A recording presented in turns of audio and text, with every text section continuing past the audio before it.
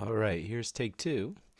Um, so first of all, numbers are pretty useless if you don't have a variable because numbers go away as soon as you run them, right? So say I got an answer to a complex problem.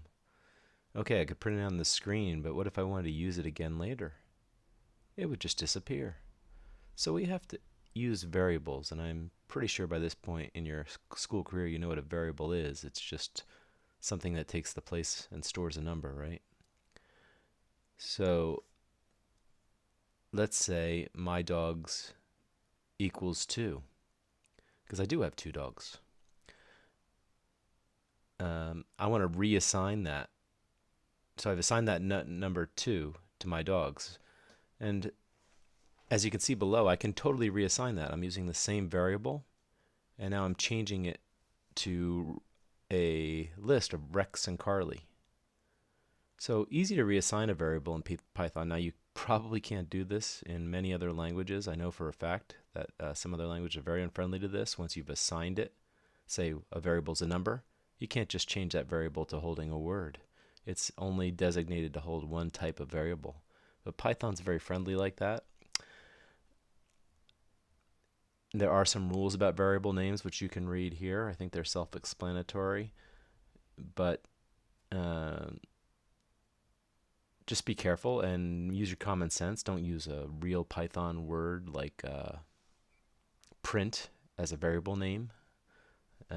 Don't use crazy symbols that don't mean anything. Don't use spaces. Just use your common sense. And also, it is case sensitive, the variables, so we're going to make the standard be always use lowercase unless there's a specific reason why we need to use uppercase. So after I've run that, and I've run this over on the right so you can see my results. But see, after I print my dogs, you can see it changed to Rex and Carly, so it was never 2 after the print. I mean, it was 2 originally, and that changed. So down here, I made a equal to 5, and I printed a, and you can see it's 5. But then I reassigned it. See, every time whatever's on the right of an equal sign in coding changes the value on the left. So here, a plus a. So a is 5, so it's 5 plus 5. Now changes with the a to 10.